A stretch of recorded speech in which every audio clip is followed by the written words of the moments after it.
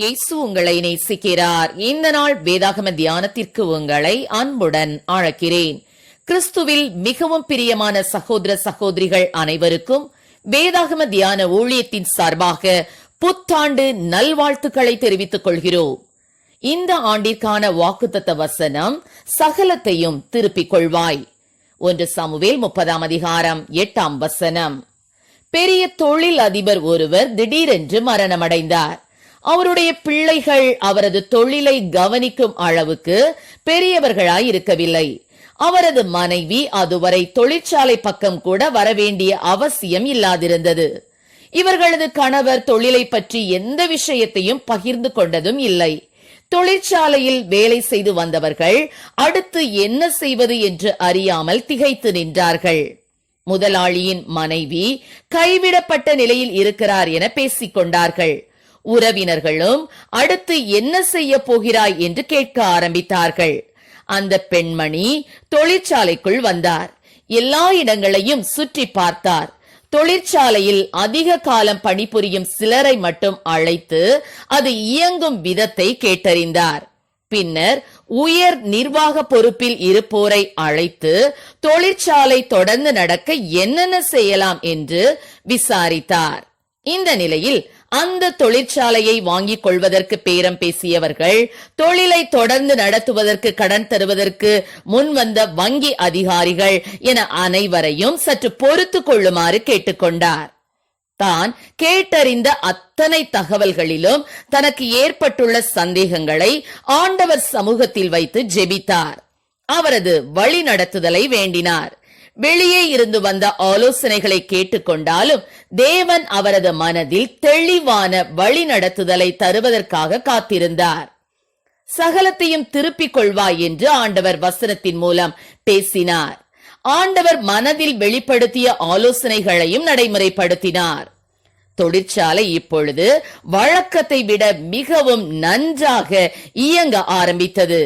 கைவிடப்பட்ட நிலையில் அப்பெண்ணை பார்த்தவர்கள் இப்பொழுது அவர் தேவனை சார்ந்து ஜெயம் பெற்ற விதத்தை நேரில் கண்டு வியந்து போனார்கள். ஆம், எனக்கு அருமையானவர்களே, கைவிடப்பட்டு விட்டேன் என்று உணரும் வேளைகளில் கர்த்தர் உங்களோடு கூட இருப்பார். கடந்த ஆண்டில் சில வேளைகளில் நீங்களும் கைவிடப்பட்ட பாதையை கடந்து வந்திருக்கலாம்.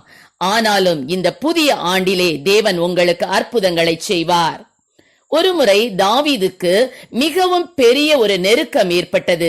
அவர் தன் சொந்த பட்டணத்திற்கு வந்தபோது அது அக்கினியால் சுட்டெரிக்கப்பட்டிருந்ததையும் அங்கே தன் மனைவி பிள்ளைகள் யாவரும் சிறைப்பிடித்து கொண்டு போகப்பட்டதையும் கண்டார். தாவீது எல்லாவற்றையும் இழந்து வேதனையோடு வெறுங்கையாய் அங்கலாய்த்தார். வேதம் சொல்லுகிறது, தாவீதும் அவனோடு இருந்த ஜனங்களும் அழுகிறதற்கு தங்களில் பலனில்லாமல் போகும் மட்டும் சத்தமிட்டு அழுதார்கள் என்று.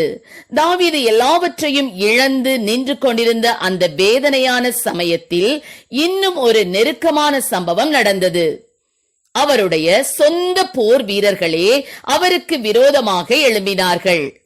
வேதம் சொல்லுகிறது, தாவீது மிகவும் நெருக்கப்பட்டான்.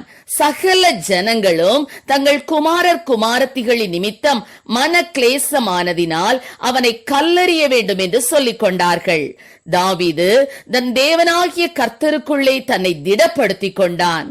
தாவீது தன்னை திடப்படுத்திக் கொண்டதோடு நின்றுவிடவில்லை. இழந்து போனதை தேடும்படி புறப்பட்டார். தாவீது கர்த்தரை நோக்கி விண்ணப்பித்த போது கர்த்தர் அவரோடு கூட பேசி, உன் பகைவர்களை பின்தொடர்ந்து செல், நீ அவர்களை பிடித்து சகலத்தையும் திருப்பிக் கொள்வாய் என்றார். அப்பொழுது தாவீதும் அவனோடு இருந்த 600 பேரும் புறப்பட்டு போனார்கள். கர்த்தர் அவனோடு கூட இருந்தபடியினால் அவன் அமலேக்கியரை கண்டுபிடித்து அவர்களை மடங்கடித்தான். வேதம் சொல்லுகிறது, அவர்கள் கொள்ளையாடி கொண்டு போன எல்லாவற்றிலும், சிறியதிலும் பெரியதிலும், குமாரரிலும் குமாரத்திகளிலும் ஒன்றும் குறைவுபடாமல் எல்லாவற்றையும் தாவீது திருப்பிக் கொண்டான் என்று. அன்று தாவீது தன் குமாரரை அமலேக்கியரின் கைகளில் இருந்து மீட்டுக் கொண்டது எவ்வளவு உண்மையோ அவ்வளவு உண்மை. கர்த்தர் உங்களை சாத்தானின் கைகளில் இருந்து மீட்டெடுத்தது. இழந்து போனதை உங்களை அவர் திரும்பவும் கொடுத்து ஆசீர்வதிப்பார். மாத்திரமல்ல, மீண்டும் நீங்கள் சாத்தானுடைய கைகளில் சிக்கிவிடாதபடி வேத வசனங்களாகிய பட்டயத்தையும் கிறிஸ்து என்ற விலையேறப்பெற்ற நாமத்தையும் விசுவாசம் என்னும் கேடகத்தையும் இன்னும் பல போர் ஆயுதங்களையும் அவர் தந்திருக்கிறார். நீங்கள் கர்த்தரை உறுதியாய் பற்றிக் கொள்ளுங்கள். ஆம் பிரியமானவர்களே, இந்த புதிய ஆண்டிலே நீங்கள் எண்ணுகிறதற்கும் நினைக்கிறதற்கும் மிகவும் அதிகமாய் கர்த்தர் உங்களை ஆசீர்வதிப்பார். கர்த்ததாமே நம்மை ஆசீர்வதிப்பாராக. ஆமென். ஜெபம். எங்களை அதிகமாய் நேசித்துவள் நடத்துகிற எங்கள் அன்பின் பரலோக பிதாவே, அப்பா, இந்த புதிய ஆண்டிலே கர்த்தாவே ஸ்தோத்திர ஆண்டவரே, புதிய காரியங்களை பிள்ளைகளுடைய வாழ்க்கையில இந்த தேவனை செய்வீராக ராஜா. ஆண்டவரே ஸ்தோத்திர ராஜா, இழந்து போன ஆசீர்வாதங்களை கர்த்தாவே இந்த ஆண்டிலே அவர்கள் அப்பா ஆண்டவரே சுதந்திரித்துக் கொள்ளக்கூடிய கிருபைகளை கொடுப்பீராக ராஜா. ஆண்டவரே, துக்கப்பட்ட நாட்களுக்கு நொந்து போன வருஷங்களுக்கு ஈடாக இந்த புதிய வருஷத்திலே பிள்ளைகளை மகிழ்ச்சியாக்கும் ஆசீர்வதியும். இயேசுவின் நாமத்திலே ஜெபிக்கிறோம் நல்ல பிதாவே. Amen. Wish you a happy new year.